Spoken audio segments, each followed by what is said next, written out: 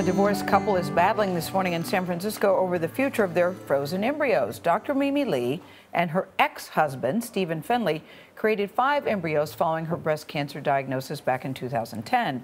So they were newlyweds at the time, and the cancer treatment left her infertile. She now wants to use the embryos to raise a biological child. Now, he argues that she is violating the agreement they signed at a fertility clinic, and he wants those embryos destroyed.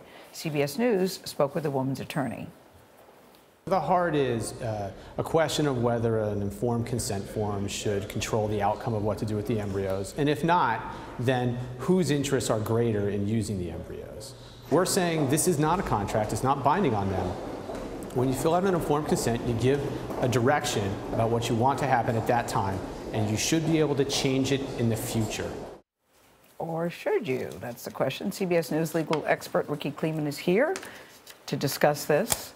We had a big discussion in the hair and makeup room. You missed it this morning, Charlie. It was a big discussion. Because I'm not in the hair and makeup room. Yeah. At least not while I'm in the chair. But Nora and I are in there. It's an emotional issue. There is no question. Yes. And people get very exorcised about this issue. Because people say they signed the deal that if they got divorced, they would be destroyed. Isn't that case over? Well, one would think that it should be over at that point in time. And I want to talk to you a little bit about what the lawyer just said. The lawyer for the female says, well, it's really not a contract. It's merely an informed consent form. Well, not so clear. It says it is a consent and agreement form. I mean, the second full word in there after the ampersand and is agreement. And it is abundantly clear, it is unambiguous that in the event of divorce, the embryos are destroyed. So then, if that it tells us what the agreement says, we have to think about the circumstances of signing the agreement. These are intelligent people. These are people who read things. They had that agreement the week before they signed it. This is not that they walked in, she signed, he signed informed consent, and that was the end. She's a doctor. But now she can't have children. She's 46, 47. She's saying this is her last chance to have biological children. Why not allow her to have the embryos? Right, as Gail said, she's infertile now because of the cancer treatments. Why not allow her to have? Because I think that we act in society on the basis of our agreements. That's how we are able to go forward. As they call it, the rule of law. Well, and you know, Charlie, because I've discussed this right with you head to head before. I think without the sanctity of contracts, our society falls apart.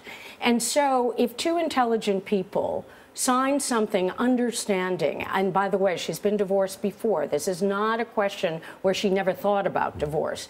If they sign something, that shouldn't get control. Yeah. So let's assume that we all would like to see her have a child. Yes, we okay, would. when we would. Yes. What are the occasions in which you can violate the sanctity of a contract in a case like this? Well, one of the issues becomes the issue that is the crux of this case. You have a woman who is infertile. She is also of an age where she could not possibly have children. That what she says through her lawyer is that her right to procreate should absolutely trump the contract. And he's saying they're going through a nasty divorce, and he doesn't want to be tied to her in any way with a child, even though she said, look, you don't even have to be involved in this child's life. Right, but he says that if there were a child, he would be involved in the child's life, and the objection, he says, is not about the child, it's about being involved with her. But when we look at cases around the country, what the lawyers are fighting about is there any precedent where someone would then give to an infertile woman the right to have the child over his right not to procreate?